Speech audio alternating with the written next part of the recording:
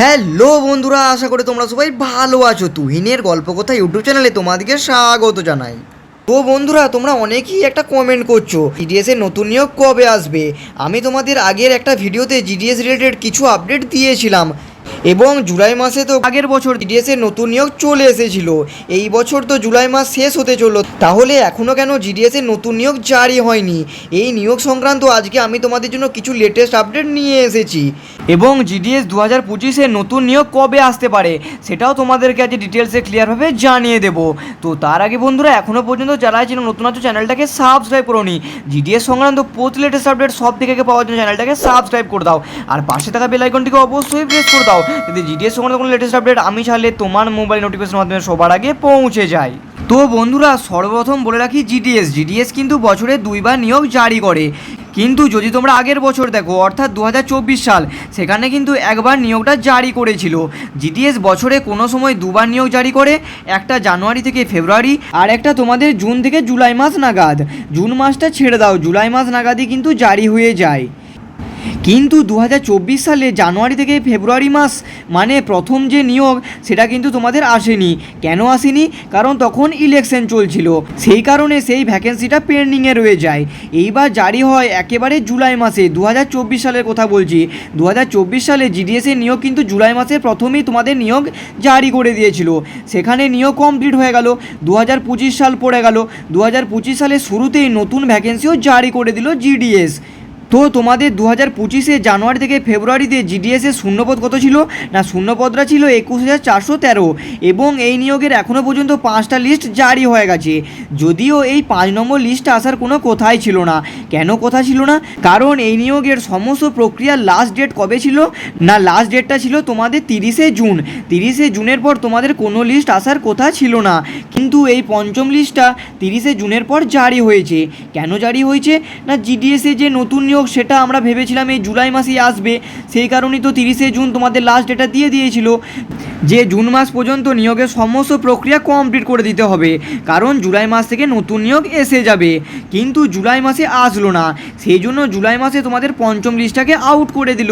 এই লিস্টটা আউট কেন করলো? কারণ জিডিএসে যখন কোনো নিয়োগ জারি করে তার আগে জিডিএসকে কিছু স্টেপ ফলো করতে হয়।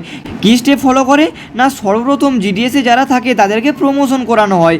ধরো কেউ একজন ব্যক্তি জিডিএসে চাকরি করছে, তার 3 বছর ধরো কমপ্লিট হয়ে গেছে। 3 বছর কমপ্লিট হয়ে যাওয়ার পর সে চাইলে জিডিএস থেকে কিন্তু প্রমোশন নিতে পারে। কিসে প্রমোশন নিতে পারে না? ধরো একজন ব্যক্তি জিডিএসে আছে, ওকে, সে এখান থেকে 4 বছর যদি সার্ভিস কমপ্লিট করে এখান থেকে সে প্রমোশন নিয়ে যেতে পারবে। কিসে না? এমটিএস, অর্থাৎ মাল্টিটাস্কিং স্টাফ। ওকে, যদি সে 4 বছর করে আবার এমটিএস থেকে প্রমোশন নেওয়া যায়। কিসে নেওয়া যায় না? পোস্টম্যান। ওকে, এছাড়াও তোমাদের মেল গার্ডে এখানেও কিন্তু প্রমোশন নেওয়া যায়। যাই হোক, এগুলো হচ্ছে প্রমোশন। তো জিডিএস থেকে যারা প্রমোশন নেবে এমটিএসে, তাদের জন্য একটা প্রসেস করানো হয়। তাহলে কি হয়? সেই প্রসেসে অনেক জিডিএস থেকে কর্মচারী কমে যায়। যারা জিডিএসে কর্মরত তারা যখন এমটিএস পোস্টে নিয়ে নেবে, তখন তো তাদের শূন্যপদ খালি হয়ে যাবে। এটা একটা করায়। আর দ্বিতীয়ত কি করায়? যারা জিডিএসে নিয়োগ হয়ে গেছে তাড়াহুড়োতে, কীরকম? যেমন যখনই নিয়োগ জারি হয় তখন সর্বপ্রথম আমাদের মাথায় কি আসে না? কোন জেলায় কোন ডিভিশনে সব থেকে কাট অফ কম যায়, তাহলে সেখানে সিলেকশনের চান্স বেশি পাবো। তো তোমরা ধরো এখানে কম কাট অফ আছে, তাই তোমরা সেই ডিভিশনটা চুজ করলে। ধরো সেখানে তোমার সিলেকশনও হয়ে গেল। এবার যখন চাকরি করছো তখন নানা রকম সমস্যার সম্মুখীন হতে হচ্ছে। তো সেই ক্ষেত্রে কি চাইছো তুমি? যে ভবিষ্যতে যদি আমি পোস্টটাকে ট্রান্সফার করাতে পারি, তার জন্য সুবিধা দেয় জিডিএস। ওকে, সেখানেও তোমরা চাকরি করার পর জিডিএসে কী করতে পারবে না? তোমাদের পোস্টটাকে যে কোনো ডিভিশনে তোমরা ট্রান্সফার করাতে পারবে। এই একটা প্রসেস করানো হয়। টোটাল দুটো প্রসেস। প্রথমে জিডিএসের প্রমোশন হয়, যেটা জিডিএস থেকে এমটিএস বা পোস্টম্যান মেলগার্ডে যাওয়া যায়। আর একটা জিডিএসের পোস্ট ট্রান্সফার।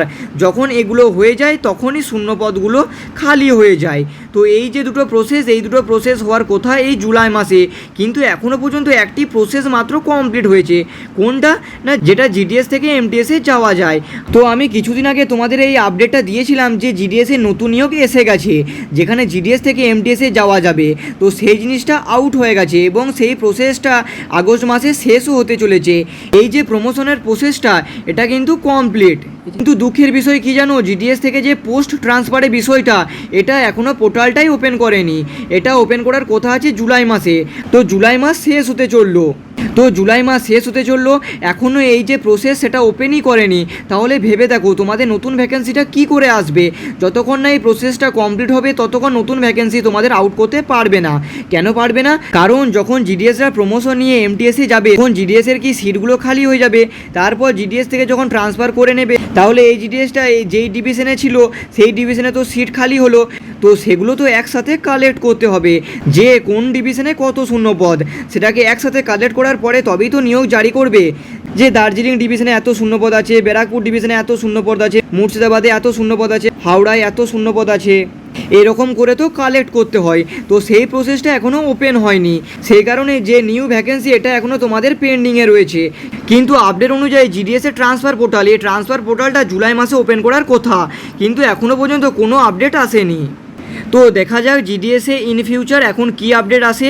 তো এখনও পর্যন্ত বলা যাচ্ছে নতুন ভ্যাকেন্সি কবে আসবে এখনও সঠিক কিছু বলা যাচ্ছে না। তাও সম্ভাবনা হিসেবে তোমরা ধরে রাখো আগস্ট।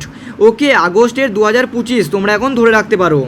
আগস্ট মাসে আসলে আসতেও পারে, যদি এই যে ট্রান্সফার পোর্টালটা জুলাই মাসের মধ্যে বা আগস্টের 15 তারিখে 2025-এর ভেতরে যদি ওপেন হয়ে যায় তাহলে ধরে রাখো জিডিএসের নিয়োগ তোমরা আবার একটা পাচ্ছ।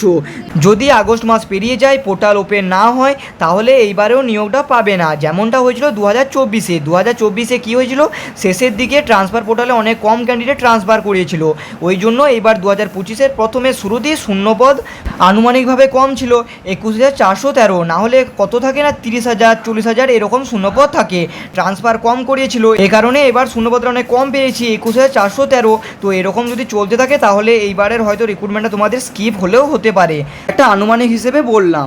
তবে সম্ভাবনা খুবই কম, বেশিরভাগ সম্ভাবনা এটাই যে এই ট্রান্সফার পোর্টালটা আগস্টের শুরুতেই তোমাদের হয়তো ওপেন হয়ে যাবে এবং আগস্টের মাঝ বরাবর তোমরা জিডিএসের নতুন নিয়োগ পেয়ে যাবে। তো দেখা যাক কী আপডেট আসে।